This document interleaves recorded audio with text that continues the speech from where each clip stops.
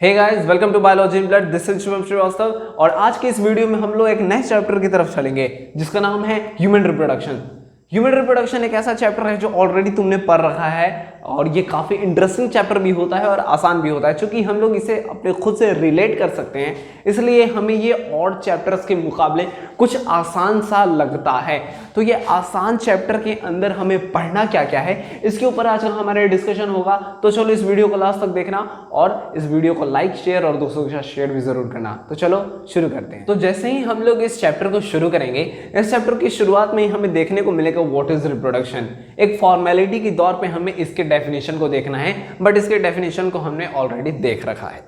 जब हम ये चीज देख लेंगे देन हम लोग देखेंगे कि एनिमल्स के अंदर सेक्सुअल रिप्रोडक्शन जो होता है उसका क्या है बेसिक, मतलब कि किस तरीके से male gamete and female gamete आपस में फ्यूज करते हैं और फर्टिलाइजेशन होता है और जाइगोट का फॉर्मेशन होता है। एक सिंपल सा एक लाइन के अंदर हम इस चीज को सम अप करेंगे।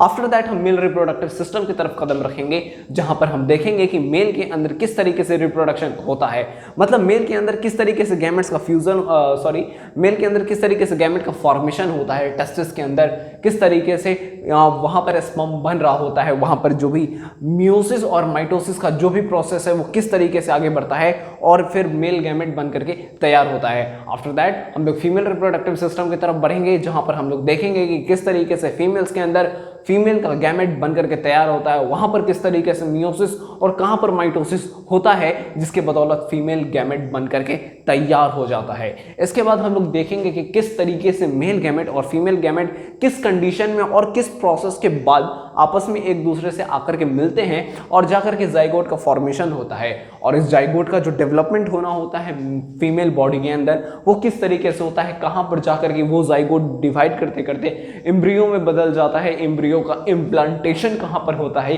इस चीज को हम लोग देखेंगे।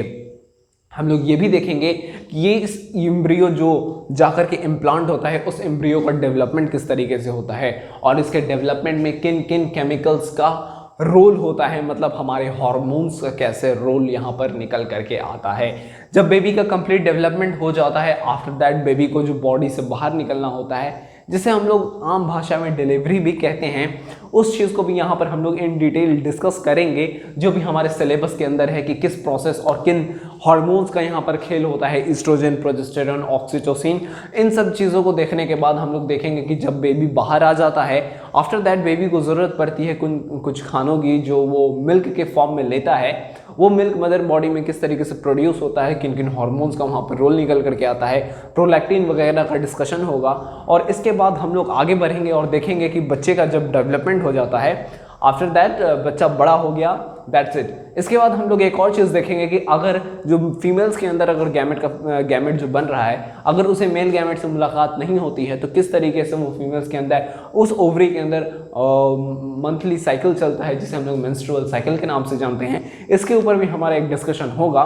मेंस्ट्रुअल साइकिल देख लेंगे, इसके बाद हम लोग आगे बढ़ेंगे और देखेंगे कि डिफेक्ट्स के ऊपर हमारा डिस्कशन होगा, जहाँ पर हम लोग देखेंगे कि किस तरीके से अगर कोई कपल हैं जो कि एक बेबी को जिनका मतलब कि गैमेट्स में कुछ डिफेक्ट है, हो सकता है मेल गैमेट में डिफेक्ट हो या फिर हो सकता है फीमेल गैमेट में डिफेक्ट हो, तो किस तरीके से वो डॉक्टर्स से मिलने के बाद किस तरीके से डॉक्टर्स के पास बहुत सारे टेक्निक्स है, for example IVF, in vitro fertilization, जिसके मदद से लैब के अंदर फ्यूजन करवाया जाता है मेल गैमेट और फीमेल गैमेट का।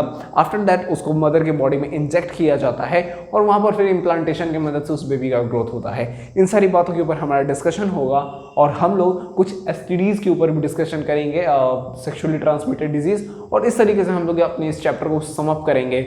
और मुझे लगता है कि ये चैप्टर काफ़ी आसान होने वाला है और काफ़ी इंटरेस्टिंग भी होगा, क्योंकि तुम इसे खुद से रिलेट कर पाओगे।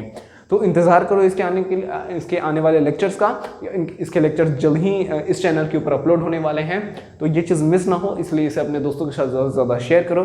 नोटिफिकेशन बेल ऑन रखो ताकि इसकी नोटिफिकेशन जैसे ही ये लेक्चर अपलोड हो इसकी नोटिफिकेशन तुम्हें मिल जाए। एंड तब तक के लिए ऑल द बेस्ट।